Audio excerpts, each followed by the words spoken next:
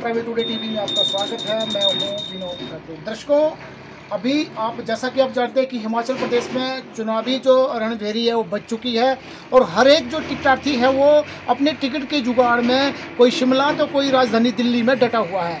मैं आपकी मुलाकात करवाऊंगा भाजपा के ऐसे टिकटार्थी की जो दिल्ली और शिमला के बजाय अपनी गुफा में मन लगाए बैठा हुआ है और कहीं ना कहीं उसे उम्मीद है कि ये जो भगवान बजरंगबली है ये पक्का उनका साथ देंगे और हर हाल में जो है उनकी टिकट जो है वो कन्फर्म है।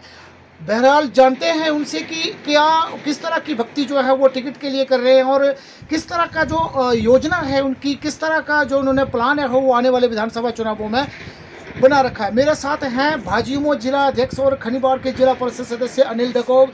सबसे पहले अनिल जी स्वागत है एक बार फिर ट्रैवल टुडे टीवी में। धन्यवाद विनोद भाई, बहुत बहुत धन्यवाद। आपका भी स्वागत है, अभिनंदन है।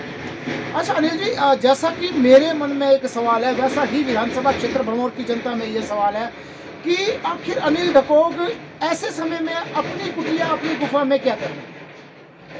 देखिए, सबसे पहले तो ट्रैवल टुडे के दर्शकों को और आपके माध्यम से भरमौर विधानसभा की जनता को मैं बहुत बहुत साधुवाद देता हूं और हार्दिक शुभकामनाएं देता हूं।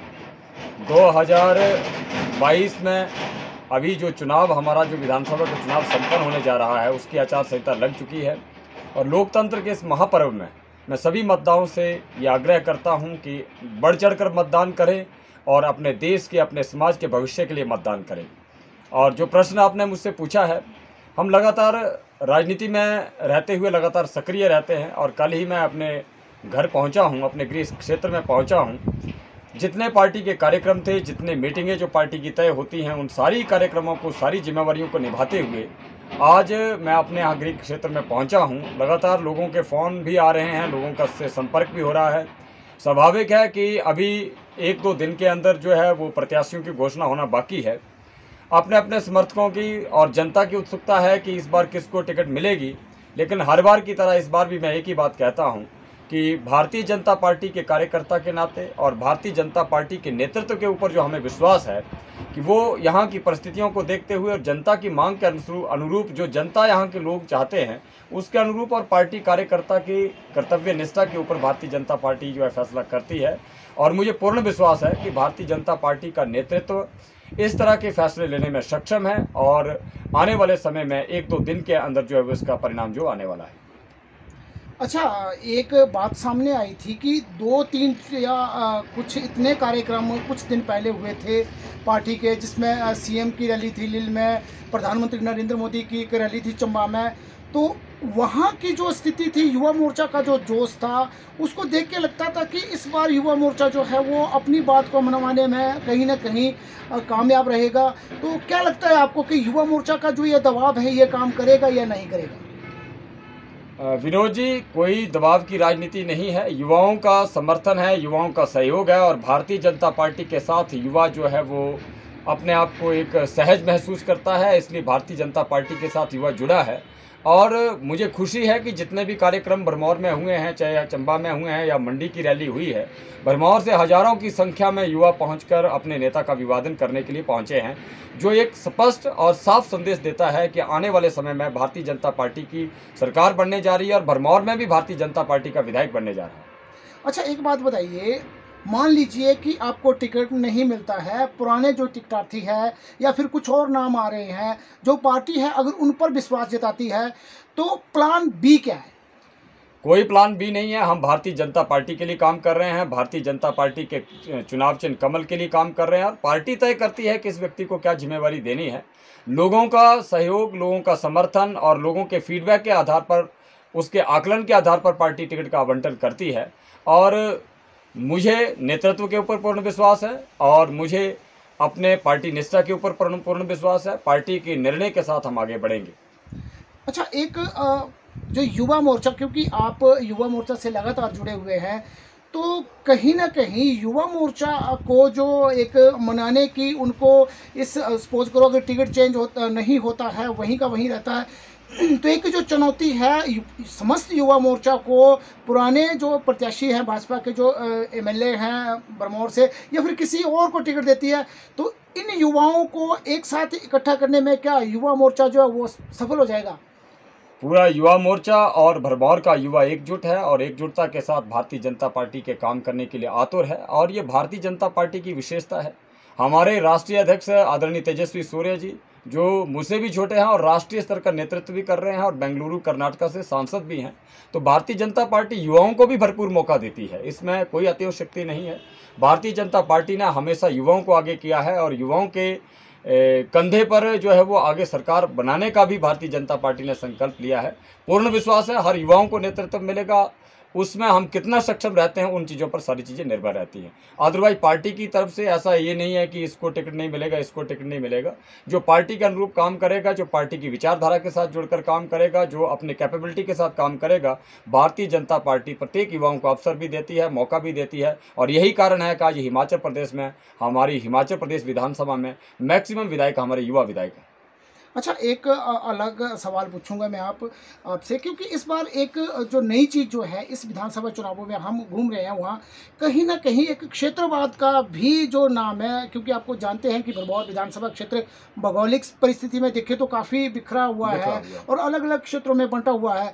तो क्या आपको लगता है कि सच में इस बार जो क्षेत्रवाद की जो राजनीति कहीं ना कहीं उसको हवा मिल रही है? ऐसा है, राजनीति के इस दौर में और चुनाव के समय में हर प्रकार के वाद चलते हैं, लेकिन मैं हमेशा वाद से बाहर निकलकर आगे बढ़ने की मैं बात करता हूं। चाहे क्षेत्रवाद की बात हो, चाहे जातिवाद की बात हो, चाहे पंथ मजहब की बात हो, राजनीति में विकास के आधार पर हम लोग राजनीति करते हैं और भारतीय जनता पार्टी विकास के मुद्दे पर भी आगे बढ़ रही है। कोई वाद नहीं चलेगा, सिर्फ विकास विकास और विकास के मुद्दे पर ही काम करेंगे। अच्छा, एक बात और पूछूंगा, जैसा विकास की बात छेड़ी गई है, हम लगातार फील्ड में घूमते तो कई प्रकार की जो मुश्किलें हैं, जैसे शिक्षा के क्षेत्र में काम होना बाकी बचा है, फिर कहीं स्वास्थ्य के क्षेत्र में बड़ी ज़्यादा जो कमियां रही हैं, उस पर आप क्या कहेंगे? बहुत से काम हुए भी हैं और बहुत सी कमियां रही भी हैं, इसमें कोई अतिशयोक्ति नहीं है, लेकिन विकास एक निरंतर प्रक्रिया है और अब तो चुनाव के लिए समय कुछ नहीं बचा है। 12 नवंबर को वोटिंग होनी है और पार्टी बहुत ही शीघ्र जो है प्रत्याशी का जो है वो नाम एनलिस्ट करने वाली है और उसके तुरंत बाद जनता के बीच में हम मुद्दे के ऊपर चुनाव लड़ेंगे और स्वाभाविक है कि भारतीय जनता पार्टी की जीत होगी। आदरणीय जयराम ठाकुर जी के नेतृत्व में, चाहे प्रदेश के नेतृत्व की बात हो, चाहे हमारे आदरणीय मोदी जी के नेतृत्व में केंद्र के नेतृत्व की बात हो, हमारे प्रतिनिधियों ने जो भी मसले प्रदेश के पास और केंद्र के पास रखे हैं, बिना किसी लाग लपेट के शीघ्रता से उसको पूरा करने का काम किया है, जिसका एम्स का एक बहुत बड़ा जो उदाहरण हमारे सामने है। अन्यथा पहले की सरकारों में घोषणाएं 10 बार घोषणाएं होती थी, 10 बार शिलान्यास होते थे, लेकिन एम्स जो 5 साल में बनकर तैयार हुआ है वो हिमाचल के लिए बहुत बड़ी उपलब्धि है। इसी तरह और भी बहुत सारे काम हमारे विधानसभा में और हमारे प्रदेश में हो रहे हैं। प्रति व्यक्ति जो आर्थिक दृष्टि से पिछड़ा है, जो अपना इलाज कराने में असमर्थ है, उसको हिमकेयर योजना के साथ जोड़ना, प्रधानमंत्री द्वारा चलाई गई योजनाओं से के साथ जोड़ना अपने आप में बहुत बड़ी बात है। और लाखों के लोग, और मैं तो मानता हूँ कि हिमाचल प्रदेश का प्रत्येक परिवार जो है हिमकेयर योजना के साथ जुड़ा है, जिसे 5 लाख का जो है फ्री इलाज 1 साल के लिए मिलता है। तो प्रत्येक व्यक्ति को टारगेट करते हुए, प्रत्येक वर्ग को टारगेट करते हुए, चाहे किसानों की बात हो, चाहे महिलाओं की बात हो, चाहे युवाओं की बात हो, तो प्रत्येक वर्गों के लिए भारतीय जनता पार्टी की सरकार जो काम कर रही है और इन्हीं मुद्दों को लेकर हम जनता के बीच में जाएंगे और हमें पूर्ण विश्वास है कि भारतीय जनता पार्टी जो है वो पुनः सरकार बनाकर जनता की सेवा के लिए आगे बढ़ेगी। दर्शकों, जैसा कि मेरा जहां से मैंने शुरू किया था, मैं चाहता हूं कि मैं वहीं पर समाप्त करूं। तो एक जो मुख्य सवाल था हमारा कि बाबा जी कुटिया में क्या कर रहे हैं, एक बार फिर उनसे जानने की कोशिश करते हैं कि यहाँ वो कर क्या रहे हैं। सबसे बड़ी बात विनोद जी, आप दूसरी बार मुझसे ये प्रश्न पूछ रहे हैं तो मुझे लगता है आपके इस प्रश्न का जवाब मुझे देना ही चाहिए। देखो, मेरा जो राजनीति में आना है वो कोई ऐसा नहीं, कोई प्री प्लान्ड है। एक सेवा के लिए हम लोग समाज के सामाजिक ताने बाने के साथ जुड़े हैं और उसी बीच में मैंने चुनाव लड़े हैं और चुनाव में लोगों ने मुझे बहुत बड़ा सहयोग किया है। मैं ये मानता हूँ कि हम लोगों को एक परिश्रम करना चाहिए, मेहनत करनी चाहिए, प्रयास करने चाहिए और उसमें किसी प्रकार की कोई कमी ना रहे, ऐसा हमको इस तरह से मेहनत करनी चाहिए। जब आप मेहनत करते हैं तो उसका एक आपके मन में एक संतुष्टि भाव रहता है और मैं भी उसी संतुष्टि भाव के साथ हनुमान जी के चरणों में बैठा हूँ कि जो कर्म मुझे भगवान ने मुझसे करवाना था वो कर्म मुझसे भगवान ने करवाया है। आगे का जो जिम्मेवारी है, आगे क्या करना है, क्या होना है, वो भी प्रभु की कृपा से ही होना है। तो मैं उन्हीं की शरण में हूँ, वही करता है, वही कारण है, हम तो निमित्त मात्र हैं। तो इसी उद्देश्य के साथ मैं यहाँ बैठा हूँ। बहुत जल्द जैसे पार्टी के आदेश होंगे, जैसे आगामी जो टिकट वितरण का जो भी जैसे ही सूची आगे आएगी, उसके साथ पार्टी के कार्यक्रमों को लेकर हम आगे बढ़ेंगे। अच्छा, अभी जहाँ हम बैठे हैं, पिछली बार मैं यहीं पर आया हुआ था, तो ये जो एक कायाकल्प हो रहा है कुटिया का, जैसा कि इसको नाम दिया गया है कुटिया का जो कायाकल्प हो रहा है, तो मेरा अंतिम प्रश्न है, जरा इस पर भी प्रकाश डाल दीजिए कि क्या कार्यक्रम है, किस तरह से इस मंदिर की, इस कुटिया का जो कायाकल्प हो रहा है। ये हमारे जो पूजनीय सीताराम रामचरण दास जी ने इसको बनाया है और अभी 1.5-2 महीना पहले उनका स्वर्गवास हुआ है।